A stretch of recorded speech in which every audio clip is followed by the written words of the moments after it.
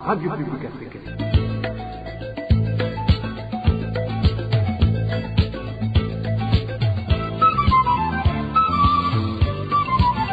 Radio Publique Africaine.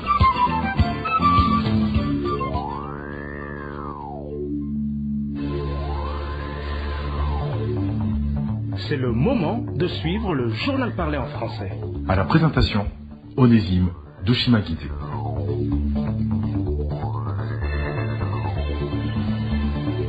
Merci d'être au rendez-vous d'information de ce lundi 17 janvier 2022, dont voici les grands titres. Certains habitants de la province de Gitega plaident pour l'assistance psychologique en faveur des détenus de la prison centrale de Gitega qui manifestent des signes de troubles mentaux après avoir échappé au récent incendie. Au sommaire également, inquiétude chez certains enseignants de la commune et province de Bubanza suite au recensement en cours exécuté depuis ce dimanche dans le but d'identifier les enseignants membres et non membres du parti au pouvoir sur tous les établissements scolaires de cette commune. Au cours de cette édition, nous vous parlons également d'une convention dite préliminaire relative à la construction d'un chemin de fer moderne entre le Burundi et la République unie de la Tanzanie, signée ce dimanche dans la ville de Kigoma. Les détails dans quelques secondes. Ouvrons cette édition sur la page sécurité. L'armée congolaise ne veut toujours pas dévoiler l'identité des groupes armés qui tuent et brûlent les maisons dans les hauts plateaux à l'est de la République démocratique du Congo. Le colonel Dieudonné Kassereka, porte-parole des FARDC au sud Kivu, reconnaît uniquement que ce sont des groupes étrangers qui sont alliés aux groupes armés locaux, dont le groupe dit Makanika Twigwaneho. Suivez. Oui, nous sommes au courant de ces affrontements entre des groupes armés locaux coalisés aux groupes armés étrangers, mais aussi des groupes armés étrangers, des groupes armés Makanika Twigwaneho Android, coalisés aux groupes armés étrangers. Donc ils sont en train de se battre, ils se sont battus au niveau des villages qui Toga. Alors, il y a de cela des jours, ils ont brisé des maisons, il y a eu des pertes en vie humaine, mais tellement que nous ne sommes pas sur le terrain, il n'y a pas moyen d'établir un village. Pour rappel, la société civile congolaise associe le groupe Makanika Twigwaneho aux forces armées burundaises et la milice Imbonerakure. Toujours en page sécurité, la rédaction de la RPA a répertorié 2 personnes assassinées dans 2 provinces du pays au cours de la semaine écoulée. La première est un certain Vincent Miburo. Il a été retrouvé mort dans une latrine du cachot de la police judiciaire au chef-lieu de la province de Muyinga. Toutefois, cet assassinat suscite des ambiguïtés. Au sein de la police, l'on indique que la victime s'est suicidée avec une corde en tissu, tandis que d'autres sources indiquent qu'elle a été tuée et le corps présentait des blessures au niveau de la tête. Le second est un nouveau-né dont le corps sans vie a été découvert dans un champ de bananeraies sur la colline Ngoma en commune Butihinda de la province de Muyinga. C'était lundi de la semaine dernière. L'auteur du crime serait la mère de l'enfant et cette dernière a été arrêtée par la police de Butihinda. Après cette petite transition, nous parlons droits de l'homme. Certains habitants de la province de Gitega plaident pour l'assistance psychologique en faveur des détenus de la prison centrale de Gitega qui ont échappé à l'incendie. Selon ces habitants, certains détenus de Gitega manifestent déjà des signes de troubles mentaux. Le détail avec Elodie Diveremesha. Après l'incendie ayant ravagé la prison de Gitega en date du 7 décembre 2021, les rescapés parmi les détenus n'ont gardé aucun bien sur eux selon différentes sources de la RPA. Durant la période qui a précédé l'incendie, certains bienfaiteurs, dont la grande majorité était composée de fidèles de différentes religions, ont essayé de leur venir en aide. Les bienfaiteurs qui se sont entretenus avec la RPA affirment que certains détenus vivent dans une situation de pauvreté extrême. Actuellement, certains prisonniers n'auraient même pas de vêtements. Cette pauvreté est mêlée à la peur, selon ce bienfaiteur qui indique que certains détenus semblent mentalement dérangés. Lors de nos discussions avec certains détenus, on voyait comparer avec des gens qui étaient ailleurs dans leurs pensées. Tu détectes rapidement que tu parles à une personne qui n'est pas vraiment tranquille. Certains policiers nous ont expliqué que cela est dû au fait que ces prisonniers éprouvent toujours un sentiment de peur car ils ont toujours de mauvais souvenirs. Ils pensent qu'à tout moment, un autre incendie pourrait leur ôter la vie. Franchement, ils ont déprimé. et c'est une situation difficile. Ces habitants de la province de Gitega demandent au gouvernement de venir en aide à ces détenus rescapés en leur cherchant des psychologues pour les traiter avant qu'il ne soit trop tard. Ils appellent également le gouvernement à donner des biens nécessaires à ces détenus, d'autant plus que certains d'entre eux séjournent dans cette maison carcérale depuis plusieurs jours et n'avaient aucun soutien d'un quelconque proche, même avant l'incendie. Merci à toi, Eloge Diveremecha. Toujours à ce chapitre, les Burundais victimes de maltraitance en Tanzanie devraient demander l'aide de la représentation burundaise en Tanzanie. Réaction de Frédéric Bamvuginyumvira, président de CEFOR Arusha, une plateforme de l'opposition burundaise au moment où des Burundais se font arrêter et emprisonnés par la police tanzanienne. Pour ce leader de l'opposition, il est grand temps que la Tanzanie et le Burundi démêlent l'amitié des hautes autorités des relations diplomatiques entre États pour le bien de leurs citoyens. Frédéric Bamvuginyumvira rappelle d'abord que les Burundais ont été toujours victimes de telles maltraitances.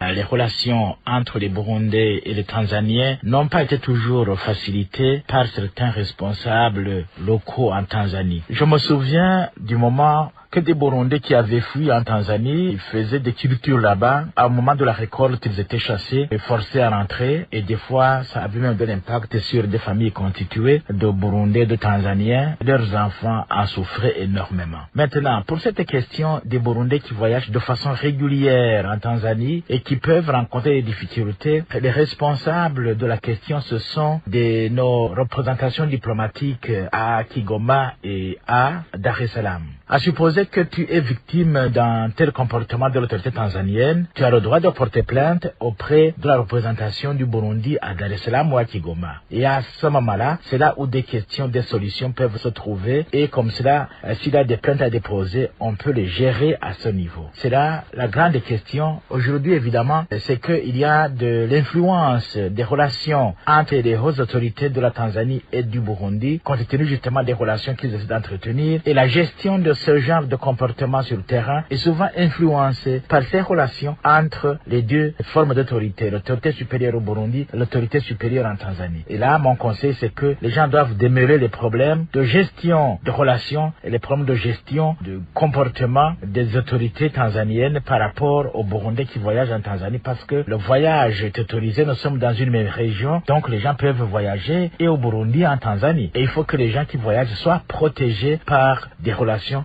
diplomatiques. En page de gouvernance, inquiétude chez certains enseignants de la commune et province de Bubanza suite au recensement en cours d'exécution depuis ce dimanche sur tous les établissements scolaires de cette commune. Ce recensement a pour but d'identifier les membres et les non-membres du parti au pouvoir, ce qui pousse ces enseignants à exiger des éclaircissements. Le point avec Emmanuel Nyungeko. Certains responsables d'établissements scolaires en commune et province de Bubanza, contactés par la RPA et qui ont gardé l'anonymat, affirment avoir reçu des injonctions ce dimanche de la part du directeur communal de l'enseignement à Bubanza. Ce dernier leur a ordonné d'élaborer des listes des membres du parti au pouvoir au sein de DFDD et de les acheminer à son bureau. Ces listes ont alors suscité des inquiétudes chez certains enseignants, comme le témoigne celui-ci. Moi, je suis un des enseignants de la commune Bubanza. Nous avons entendu ce dimanche que le directeur communal de l'enseignement à Bubanza, Vincent Kayobera, a demandé aux responsables des établissements scolaires de dresser des listes de Babunyabanga et ceux qui ne le sont pas. Nous nous demandons en quoi serviront ces listes dans la mesure où elles ont été élaborées sans que les enseignants en soient avertis. Entre-temps, au mois d'octobre l'an dernier, un compte bancaire numéro 26 847 a été ouvert par les responsables de l'éducation en collaboration avec ceux du parti CNDD-FDD dans cette même commune de Bubanza. Certains enseignants pensent que ce recensement serait lié à l'ouverture de ce compte qui, en général, était réservé aux contributions versées par des militants ou sympathisants du parti CNDD-FDD. Il y a quelques jours, Niyo, le directeur de l'enseignement en commune Bubanza et le responsable du parti dans la même commune ont commencé une sensibilisation pour une contribution via son compte ouvert à la POPEC Bubanza. Donc, nous voyons que ce serait une façon d'identifier ceux qui n'ont pas contribué pour leur faire du mal. Nous demandons alors d'être chaque fois consultés avant de faire un tel projet et en savoir le but. Contacté à ce propos par la rédaction de la RPA, Vincent Kayobera, directeur de l'enseignement en commune Bubanza, nous a signifié qu'il n'en sait rien. Cependant, nos sources précisent que même ce lundi, certains responsables d'établissements scolaires étaient en train de confectionner ces listes, du moins pour ceux qui n'avaient pas encore fait ce travail. Merci à toi, Emmanuel Nyungeko. La violation de la Constitution par le président de la République en personne, en se taillant foncièrement la part du Rio, constitue une trahison envers le peuple burundais. C'est du moins la réaction de Charles Nitije, président du parti Plona non reconnu par le gouvernement de Gitega. Cet ancien député explique que cette attitude démontre que le numéro 1 burundais se soucie très peu du sort des citoyens lambda, démunis et affamés. Suivez Charles Nitije, président du parti Plona non reconnu par Gitega. Depuis quelque temps, des images circulent sur les réseaux sociaux montrant le président Evariste Ndayishimiye dans ses champs qu'il a à travers diverses provinces du pays et dans lesquelles il plante des cultures diverses. Cela montre à suffisance que le président Ndayishimiye est dans une logique commerciale et cela est contraire à la Constitution qui interdit au chef de l'État d'exercer une autre fonction lucrative. C'est clair donc que c'est une violation de la Constitution et par conséquent c'est de la traîtrise envers le peuple burundais. Cela démontre également que le président Ndayishimiye se soucie peu de l'intérêt général du peuple burundais. Je dirais même que c'est du vol qualifié parce que dans un pays où les terres cultivables s'amincissent comme une peau de chagrin, dans un pays où la démographie est galopante, dans un pays où la plupart des familles ne disposent pas d'assez de terrain cultivable, les gens vivent dans une pauvreté criante, plus de 70% de la population ne mange pas à leur faim. Ce n'est pas normal que le président dispose des centaines d'hectares qu'il s'approprie à cause de son autorité.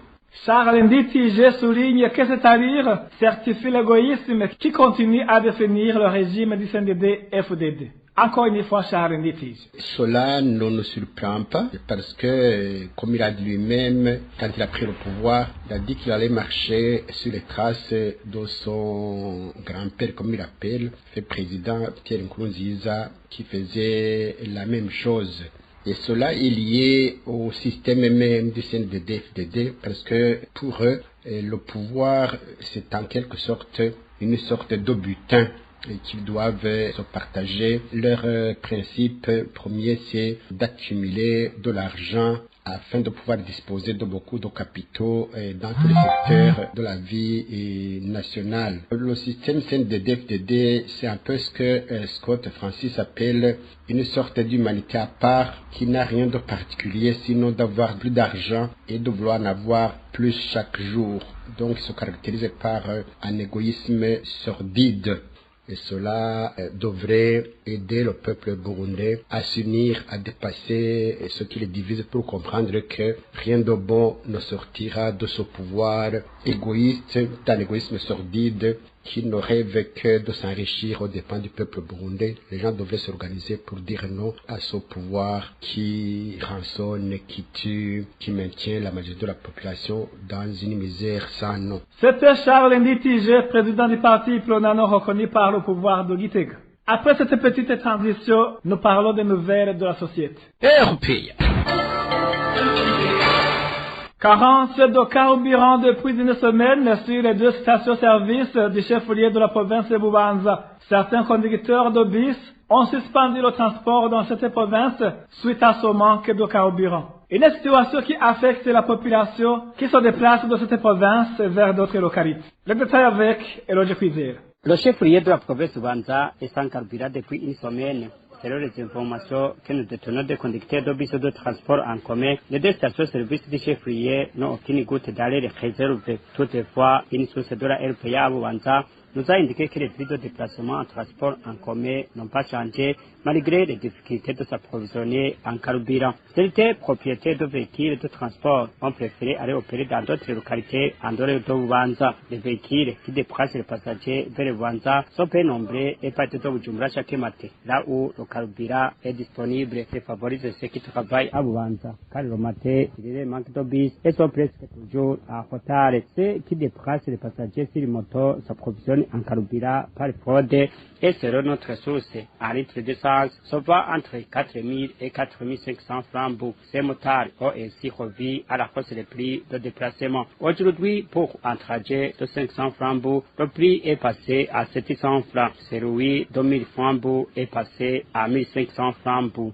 Merci à toi aussi, Eloge Kwizela. Toujours à ce chapitre, le responsable chargé de la commercialisation du sucre dans la société sucrière d'Omoso, également porte-parole de la dite société, promet que le sucre sera disponible dans tout le pays dès le début de la semaine prochaine. Jean-Pierre Nzoandola l'a déclaré à la radio-télévision nationale du Burundi, la RTNB.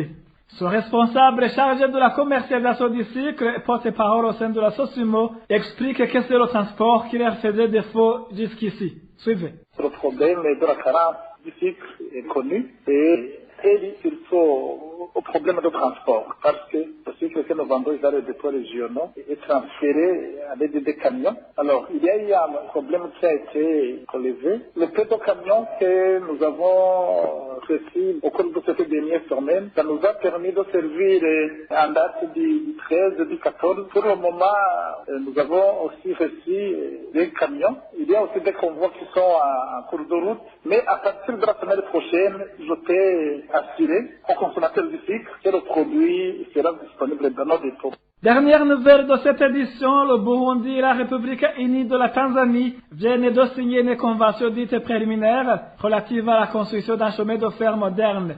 C'est un chemin de fer qui va relier Uvinza en Tanzanie à Musongati au Burundi. Les cérémonies de signature de cette convention se sont déroulées dans la ville de Kigoma ce dimanche. Gitega était représenté par Deogracias Nsanganiumwami, ministre en charge des travaux publics, tandis que Dar es Salaam avait délégué Makeme Mbalawa, le ministre des Infrastructures et de la Télécommunication. Le ministre Makeme Mbalawa a indiqué que le projet sera bénéfique aux populations des deux pays. Suivez. Mradi huu ni mradi muhimu ambao utafungua sana kwanza kwa upande wa Burundi pia kwa upande wa Tanzania. C'est un projet de grande importance. Il désenclave le Burundi et la Tanzanie. Vous le savez bien, le Burundi et la RDC ont beaucoup besoin du port de Dar es Salaam pour les importations et les exportations. Pour ça, le dit chemin de fer sera d'une grande importance puisque le chemin de fer est beaucoup plus bénéfique que n'importe quelle autre voie. Le gouvernement tanzanien, via la présidente de la République, a ordonné depuis le mois de décembre le début de la construction de la voie ferrée Tronçon Tabora Umvisa Kigoma. Avec raison, puisqu'on ne peut pas débuter les travaux de construction d'une voie ferrée maintenant au Burundi avant la construction du tronçon Tabora Umvisa. Comme les travaux sont lancés, alors il est prévu qu'on ait dans 2 mois une entreprise qui va procéder à l'exécution du projet. On en cherchera encore d'autres pour le tronçon Umvisa Maragarazi sur la frontière entre la Tanzanie et le Burundi. Il s'agit d'un tronçon qui concerne la Tanzanie, un trajet de plus de 156 km. Ce tronçon sera construit comme celui de Mwanza Dar es Salaam. C'est un chemin de fer à normes standard. Le trait pour le transport des personnes il roule à plus de 160 km par l'heure et celui de marchandises à 120 km par l'heure. Les chemins de fer que nous avions jusqu'ici autorisés 50 km par l'heure. Alors, lorsque ce chemin sera fait, il pourra faciliter le transport du nickel et du cobalt très abondant à Musongati. Au moment d'apposer la signature sur la dite convention, étaient également présents les ministres des Finances des deux pays, à savoir Domitien Ndikubrayo du Burundi et Mwigulu Lameck Nchemba de la Tanzanie. Ainsi s'achève cette édition. Merci de l'avoir suivi. Merci aussi à l'équipe de la rédaction et à l'équipe technique pour leur bonne collaboration. À la présentation, c'était Onésime Dushimagit. Bon début de semaine à tous.